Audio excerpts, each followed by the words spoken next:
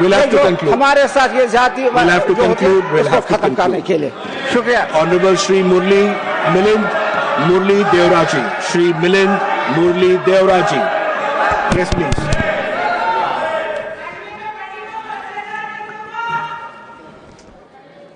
Sir, सबसे पहले मैं अपनी पार्टी और महाराष्ट्र के लोगों की ओर से वंदे मातरम को 150th एनिवर्सरी पर अपने दिल के गहराइयों से मैं सम्मान करता हूं।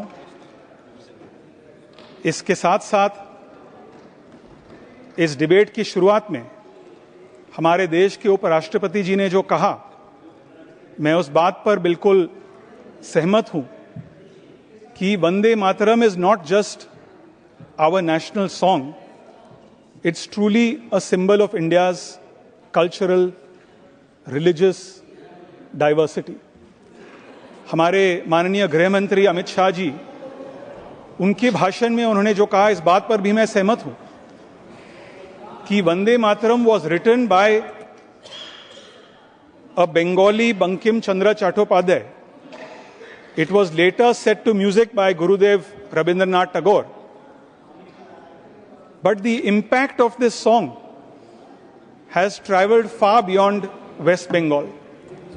Not just to the northeast of India, not just to the south of India, not just to the west of India, but as the Home Minister rightly pointed out, way beyond our borders also. Sir, बहुत से माननीय सांसदों ने अपने अपने राज्यों का contribution के बारे में सदन को एक प्रकार से उन्होंने जागरूकता फैलाने की कोशिश की। महाराष्ट्र का जो कंट्रीब्यूशन था, उसका कुछ उदाहरण सदन के सामने मैं रखना चाहता हूं, क्योंकि मुझे ये बताते हुए गर्व हो रहा है कि महाराष्ट्र ने वंदे मातरम को लिटरेचर से लेकर आम लोगों तक पहुंचाने में बहुत ही महत्वपूर्ण भूमिका निभाई। सर, 1908 में जब लोकमान्य तिलक को ब्रिटिश अथॉरिटीज ने गिरफ्तार किया, तब लोग, जनता बहुत ही स्पॉन्टेनियसली उस समय बॉम्बे कोर्ट के बाहर इकट्ठा होकर उन्होंने विरोध में वंदे मातरम वे गाते थे। उसके बाद 1946 में जब रॉयल इंडियन नेवी के जो रेटिंग्स है, जो सेलर्स हैं, उनको कैडेट्स कहते हैं, जब उन्होंने विद्रोह रिबेल किया, तब तक वंदे मातरम महाराष्ट्र की पॉलिटिकल वोकैबुलरी का एक बहुत ही इंटीग्रल हिस्सा बन चुका था।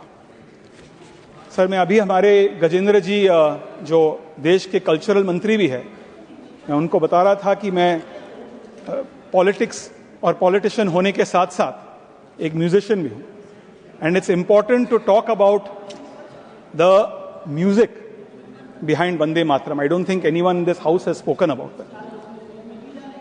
सर, गुरुदेव टैगोर ने जो बंकिम चंद्र चट्टोपाध्याय का जो पोयम को म्यूजिक में सेट किया, उन्होंने राग देश में वंदे मातरम को राग देश में आधारित है। और राग देश का बैकग्राउंड क्या है? राग देश एक बहुत ही अपलिफ्टिंग मॉनसून राग है, जो क्लासिकल इंडियन जो म्यूजिक लवर्स है उनको खमाज स्केल के बारे में जानकारी होगी। It's set in Khamaj scale.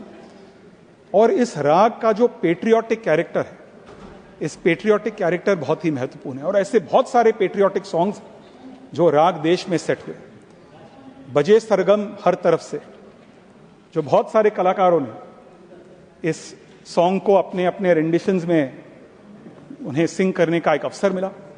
इसके साथ साथ सरफरोशी की तमन्ना, AR रहमान से लेकर सोनू निगम तक, उन्होंने भी राग देश में इन गानों को, उनकी जो रेंडिशन है, so the soul of Vande Mataram is the same as the soul of many patriotic songs which have for a long time defined how classical traditions and classical arts have defined through music the cultural, political identity of India. Sir, ये बात कई लोगों ने कहा कि केवल जो दो ही स्टैंजास है वंदे मातरम के, लोग जानते हैं। इसके बहुत सारे कारण हैं। And this is unfortunate because with all Vande Mataram's literary depth, it's unfortunate that the entire Vande Mataram is only heard during commemorative, sometimes government events. And एक पीढ़ी के लिए वंदे मातरम पहली बार 1952 में, जो हमारे महाराष्ट्र के बहुत सारे यहाँ लोग हैं, जो हम महाराष्ट्र देश की जो हमारी रत्न है लता मंगेशकर जी की जो वर्जन थी, उनके वॉइस के माध्यम से सुना गया था। और काफी लोगों के लिए उसके बाद 1997 में वंदे मातरम का पहला परिचय AR रहमान की वर्जन से हो, जो कि एक तमिल म्यूजिशियन जिन्होंने क्लासिकल रूट्स को कॉन्टेम्पररी साउंड के साथ मिक्स किया। मेरे भाषण के पहले हमारे नेशनल कॉन्फ्रेंस के सांसद एक प्रकार से उन्होंने इस वंदे मातरम को एक मजहब के आधार पर एक रिलीजियस फ्लेवर दिया। मैं एक बात कहना चाहता हूं कि as I said, to introduce new and new generations to the power, the political, the cultural, the national identity behind Vande Mataram. Different people have played a role, from Lata Mangeshkar to AR Rahman. But today I would like to tell the member from the National Conference that AR Rahman's version was a rendition by a proud Indian who also happens to be a Muslim. And AR Rahman actually, as an Indian Muslim, not just proves people like him wrong, but also proves those who tried to truncate the song almost 88 years ago. Yes, correct. So, sir, with these words, I am very happy that 150 years after Vande Mataram was written, after it was composed, it continues to reverberate across our country, across the world. It was, it is, and it will always transcend religion, caste, and language to unite our country. Thank you very much. Shri Praful Patel ji. उप सभापति महोदय, आपको भी धन्यवाद और सदन के नेता और सभी राजनीतिक पार्टी के नेताओं को भी बहुत बहुत बधाई देता हूं कि एक अच्छी सकारात्मक चर्चा करने के लिए हम लोगों ने आज ये चर्चा जारी की है। और इतिहास में कई ऐसी घटनाक्रम होते हैं, उसमें से ये एक ज़रूर गिना जाएगा कि वंदे मातरम के आज 150 वर्ष के उपलक्ष्य में हम ये चर्चा कर रहे हैं।